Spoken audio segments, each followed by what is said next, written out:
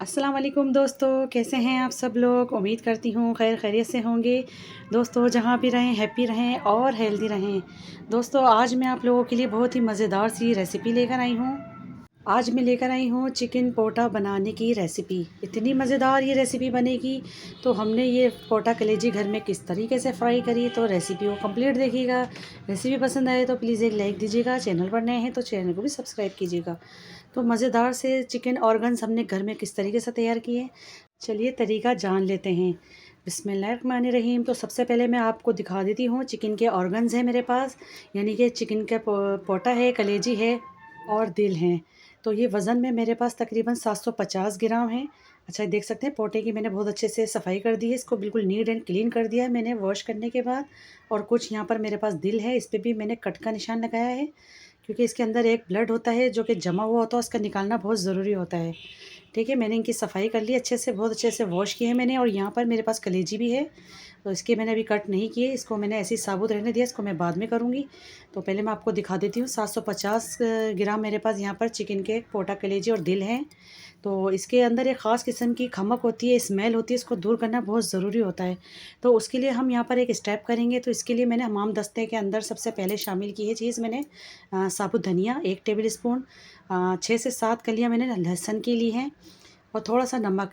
नमक इसलिए शामिल कर रही हूँ ताकि ये अच्छे से कूटने में आसानी हो हमें, और ये अच्छे से कूट जाए। लेकिन ये काम हम मिक्सी के जार में बिल्कुल भी नहीं करेंगे, इसको हमें हाथों से ही मोटा-मोटा सा कूटना है।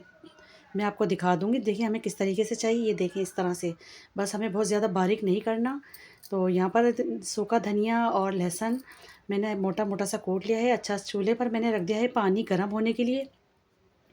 तो सबसे पहले मैं इसके अंदर ये ऑर्गन्स शामिल कर दूँगी, यानी पोटा शामिल कर दूँगी मैं पानी के अंदर, क्योंकि इसके अंदर एक ख़ास किस्म की स्मेल सी होती है, और जो कि इसको निकालना बहुत ज़रूरी होता है। इसकी क्लीनिंग भी हो जाती है इस तरीके से। लेकिन अभी हम कलेजी को इसके अंदर नहीं डालेंगे, कलेजी का काम नहीं है साफ़ करने का। तो हमने सिर्फ दिल और पोटों को शामिल किया है इसके अंदर, और जो मैंने अभी पीस के कूट के रखा हुआ है मसाला, वो इसके अंदर हम शामिल कर देंगे। इसके डालने से यकीन मानिए इतनी बेहतरीन से इसके अंदर खुशबू पैदा हो जाएगी, और जो इसके अंदर एक स्मेल होती है, जो गंध वगैरह होती है, वो सब ख़त्म हो जाएगी। इसको मैं 10 मिनट तक के लिए पकाऊंगी, थोड़े से कुक भी हो जाएंगे क्योंकि हार्ड होते हैं ये। और फिर मैं इसको ड्रेन कर दूंगी सारा पानी, और इसकी मैं कटिंग करके रख लूँगी। तो चलिए हम अपनी रेसिपी को स्टार्ट कर लेते हैं। एक मैंने कढ़ाई ले ली यहाँ पर, आयरन की कढ़ाई, क्योंकि बाज़ार में भी जब कटाकट बनाया जाता है या पोटा कलेजी को फ्राई किया जाता है तो कढ़ाई के अंदर ही किया जाता है, इसका टेस्ट कुछ अलग ही आता है। तो यहाँ पर मैंने आधा कप कुकिंग ऑयल ले लिया, उस पर शामिल कर रही हूँ मैं 2 मीडियम साइज़ के प्याज। प्याज को मैंने एकदम बारीक स्लाइस में कट किया है।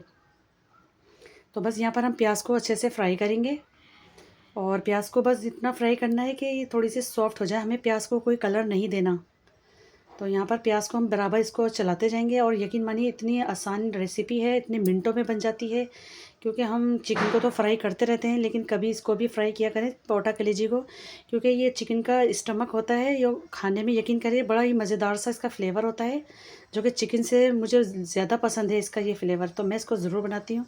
तो देखिए हल्का सा इसके अंदर गुलाबी कलर आना स्टार्ट हो चुका था प्याज में, तो मैंने शामिल कर दिया 1 टेबल स्पून अदरक लहसुन का पेस्ट।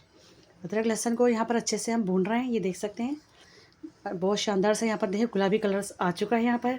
अब जो मैंने पोटे और दिल को मैंने बॉईल करके रखा हुआ था मसाले के साथ, ये देख सकते हैं मैंने इसकी कटिंग कर ली है।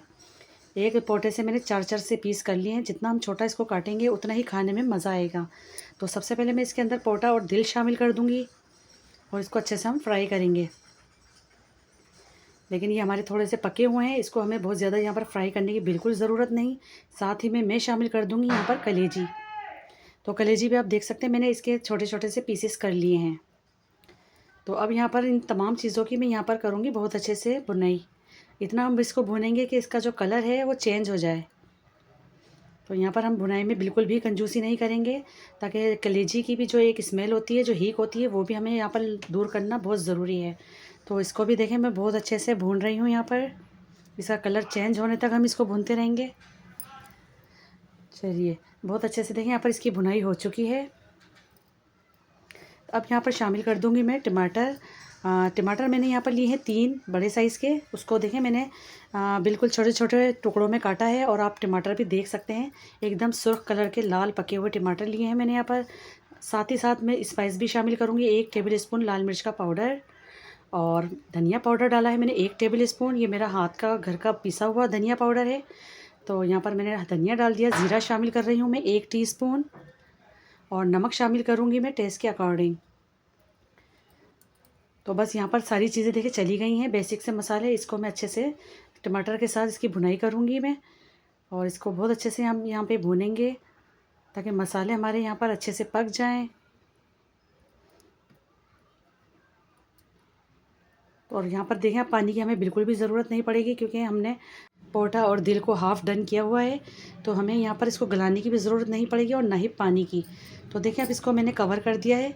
नॉर्मल टू मीडियम आंच में इसको पकने के लिए रख दिया था मैंने तकरीबन 10 मिनट के लिए। अब आप देख सकते हैं टमाटर ने, प्याज ने और जो मीट था वो उसने अपना कितना पानी रिलीज़ किया है। आप देख सकते हैं पानी की यहाँ बिल्कुल भी ज़रूरत नहीं है। बस बहुत अच्छे से ये हमारे कुक हो रहे हैं और टमाटर देखें मैश भी हो चुके हैं। और आपने देखा मैंने टमाटर का इस्तेमाल भी इतना ज़्यादा इसमें नहीं किया।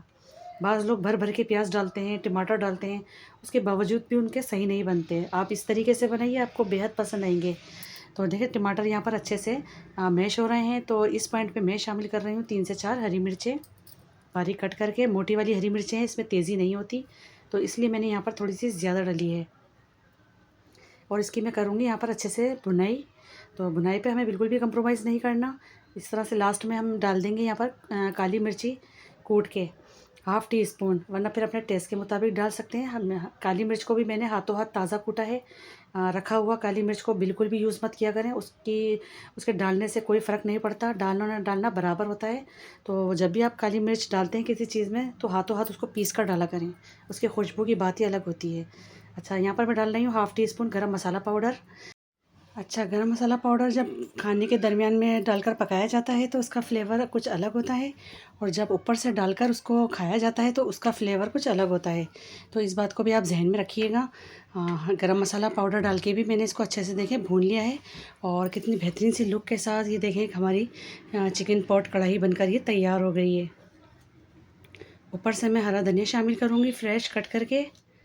और सबसे पहले आप इसकी लुक चेक करें, देखिए कितनी बेहतरीन सी हमारी कढ़ाई बनी है, और इतने कम मिर्च मसालों के साथ। ऐसा नहीं कि बहुत ही ज़्यादा मैंने भर भर के इसमें टमाटर शामिल किए हैं या फिर प्याज शामिल किए हैं।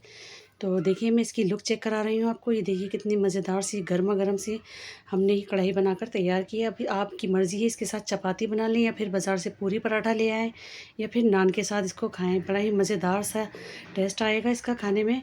तो आई होप आपको आज की मेरी ये रेसिपी ज़रूर पसंद आई होगी। रेसिपी अगर अच्छी लगी है तो प्लीज़ लाइक कर दीजिए, शेयर कर दीजिए। अगर चैनल पर नए हैं तो चैनल को भी ज़रूर सब्सक्राइब करिए। मिलते हैं इंशाअल्लाह ताला एक और नेक्स्ट वीडियो में। जब तक के लिए अल्लाह हाफ़िज़।